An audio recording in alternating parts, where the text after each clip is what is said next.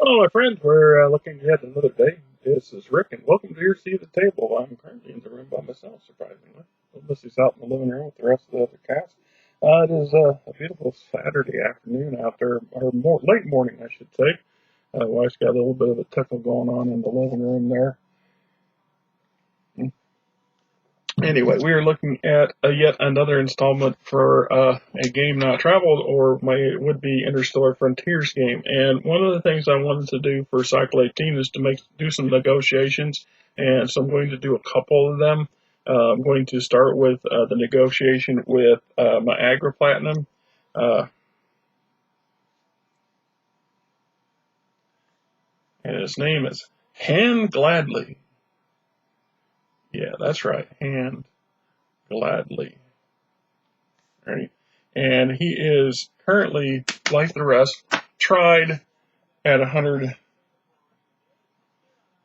points, which gives us 5% modifier. So I'm going to say plus 5%.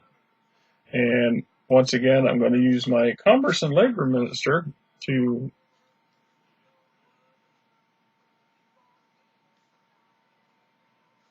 is now getting a plus 6%.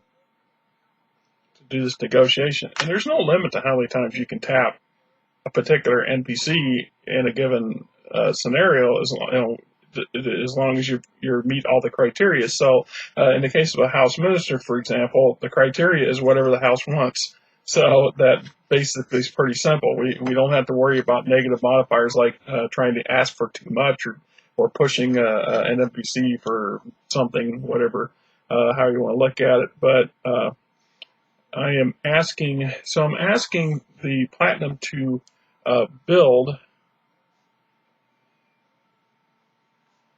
a second agri-concern. Now we're talking an outlay of a couple hundred credits, so we're exceeding the 200 plus credits, and we have to look at these modifiers slightly again. So bribes, I'm currently not doing bribes at the moment. I haven't quite figured out exactly how I might apply them in a way that makes sense.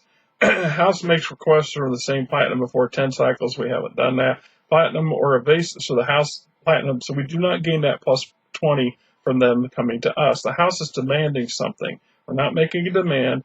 For every 200 plus credits it will cost a flube, add an additional negative 20%. So there's our beginner. We're already at a negative 20%. And if I were putting on a fancy party or event or something, then I could add some moderate modifiers. And since both the Platinum and the Minister share the same standard of living, there's no modifier attribute, no extra modifiers there.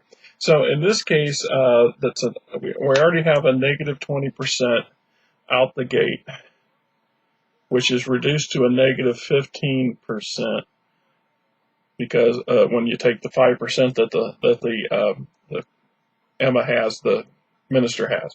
So I'm going to be at a negative 15%, and the first question was asking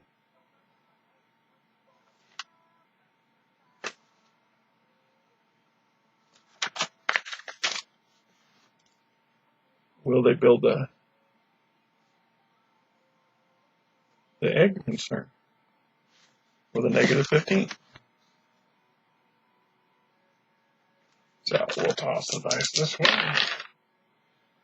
And I get, Jesus, my dice rolls are crap. 8. So I have an 8 plus a negative 15, so I am at a negative 7%. So negative 7, this is against negotiating things, a bad idea and trade dealing with it.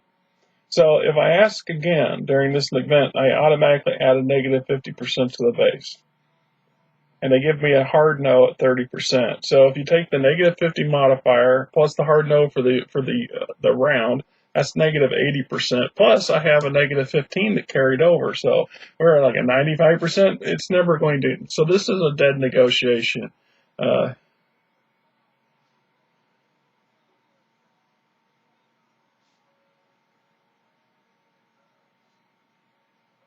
All right, so this is how that would play out. So this particular attempt, I wasn't successful at it, and so be it. Meanwhile, like I said, everybody involved gained a little bit of a bonus. So Mr.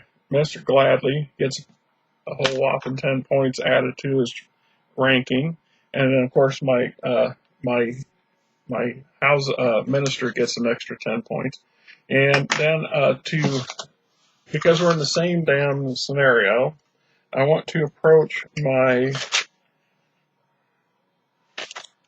All right, so let's cross this one. Let's cross this one off first, so we know we've done it. Negotiate with the industrialist. So this is, go ahead and cross that off too, because we're doing this one. We're doing this one right now. So my industrialist is Vera Midland. So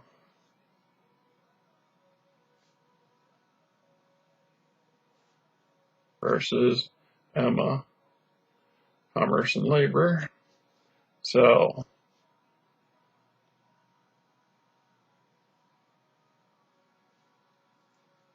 we're going to get modifiers out of hers. It's base plus base 5 plus base 6.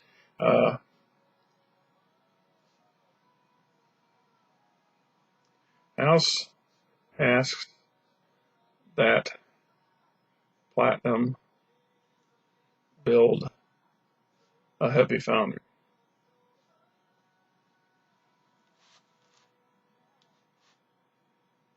Now, let's stop a second. This is where the bribe stuff comes in. Bribe is a loose term that covers a wide range of options. One of them, and you go into the bribe section, and I'm not going to take that core book's out into my bag, and I don't want to go get it. So to boil it down, there's a number of circumstances. There's other things you can do. So, for example, I can grant land. I can give land up to X amount of value and turn it into good points or points for negotiations. So I will be giving land to the Platinum, for example. Another thing is, remember this point, for every 200 credits it will cost the flue. It's a negative 20%. So where I came out with the beginning of this is that I have a negative 15%. This is what we saw in the previous negotiation. So what the House is going to do is offer to pay the credit cost, or the credits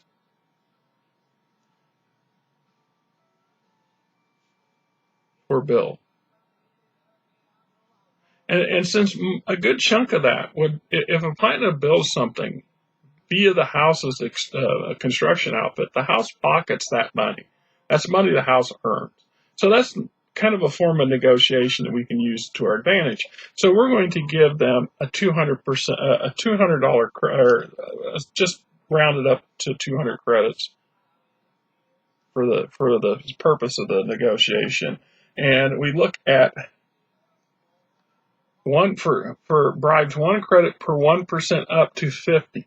So I've offered up well over 200 credits, but the maximum one-time bonus modifier I get is a 50% modifier plus 50% one time. So I can only use it once, and I negated that negative 20. So I've got a plus 50, and my minister has a plus 5. So now we're at that equals a plus 55% modifier before I make the roll. And I kind of get where bribes can pay off. But they have some downsides. So I'm committed to this. Even if I fail this roll, and depending on what I offered for bribes, so if I bribed them by giving them land, so if I gave them land somewhere that was worth 200 credits worth of value, then I would then still have given them that 200, because you don't get to forfeit it just because your roll goes south. It's a gift, hence the term bribe or grift. You see where the downside to how that plays out? And so the secondary rule or thing to consider is this is, I've talked about this in the past, this is where we have maps for our planets, or my capital colony. I have a world map for generalization. This is where the key planetary locations are. And then I would have an area or region map so the city comes up in the capital. It's a little dot on a much bigger map, and then that dot may occupy a hex, and if you blow up that hex to, so that the city occupies a hex within the hex, then all that terrain around it now suddenly has some value, because then we can start saying, okay, well, I'm going to let this platinum build over here and that platinum build over there and this guild build down here. You're going to play with the property values. This plays a role in the long term when it comes to negotiations. It also makes you keep in mind that just because you have a planet doesn't mean you should give away the half the planet for a single deal. Just, pointing out the obvious thing. So we have a plus 55%. I mean, I can't fail here. I mean, really, it would be, I don't know. I just don't see it. So I roll a 3, even my crappy rolls. 32 plus 55. So we get 87%. And 87 is cheerfully agreed.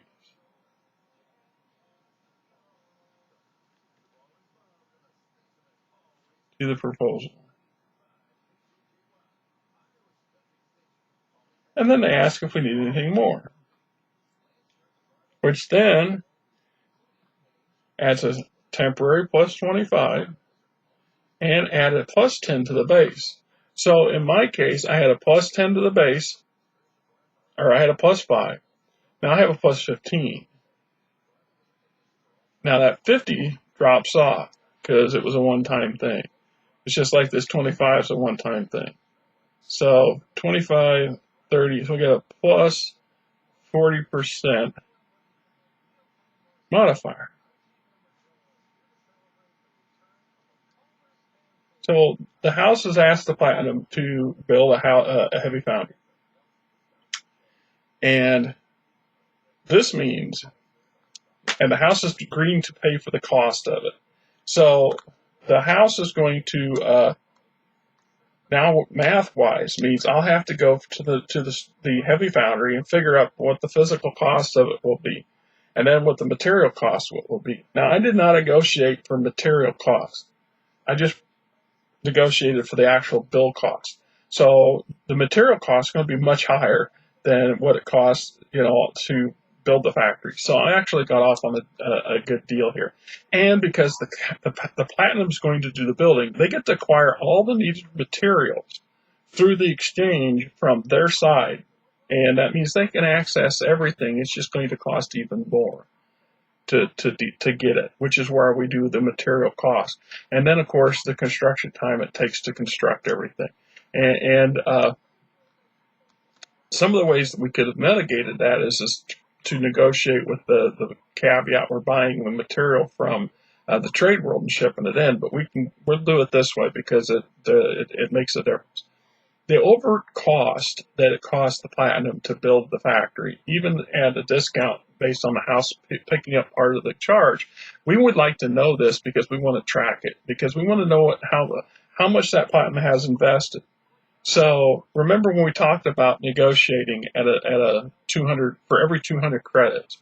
So if that build cost for that factory was 1,000 credits, and we were trying to negotiate that, then the house would either have to have 1,000 credits to pay for it, in the bank, or make some kind of a payment arrangement, which would become more complicated than I could ever want to deal with trying to remember that kind of crap.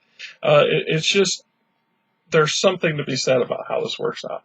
But anyway, the follow-up, of course, is the heavy foundry guy is willing to do something else. It gives me a pretty good sized bonus. The downside of this is whatever I ask, it's going to cost money or it's going to cost something. So we have to look at this. House making a request from the same platinum before 10 cycles have passed does not count because we're still in the same negotiation. We're not demanding anything. We've already pulled the bribe. So that just looks at we're back to that for every 200 credits it will cost the flue. It's a negative 20. So it's about 50 credits, 25, 50 credits to build an estate. Let's go that route. It's still going to be a negative 20%. Build an estate.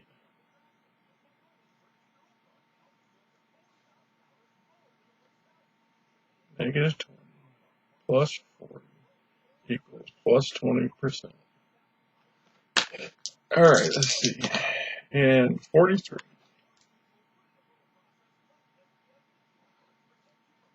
20 equals 63%. 63 is they find it agreeable and are willing to continue.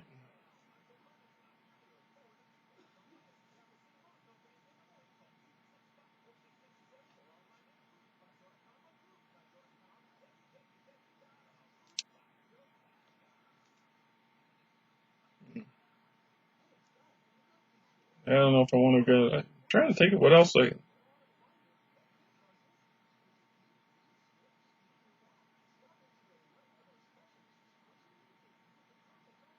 All right, yeah. See, I'm trying to figure out what I want to do because I came out with a 5 plus 10 at a base to 15. This adds another 10% to that base, so now my base equals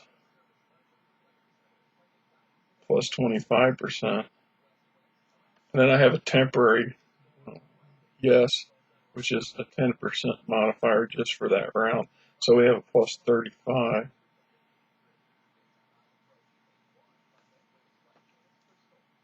Illustrate.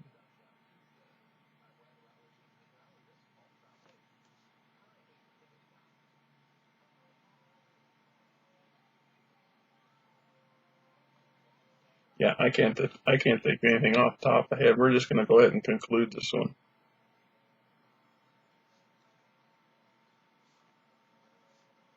We're just going to call that one good. So, as you can see, in the first negotiation, it didn't work out at all, and it kind of plays out that way. And I could have opted for the bribe in that first negotiation, but one, I wanted to show you it wasn't necessary, and B, kind of wanted it's the bribe section is a little tricky. It's one of those things where you have to play around with it a little bit until you get comfortable in how you would utilize it, because not everybody's going to utilize it the same way. And I don't recommend using it like a blunt instrument. I come into every negotiation with a gift, because you can do that. There's no rule saying you can't.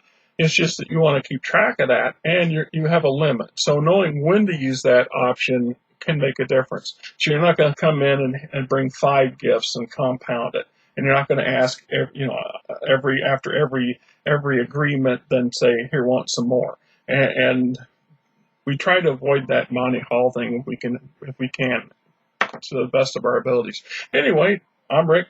You guys have yourself a great weekend.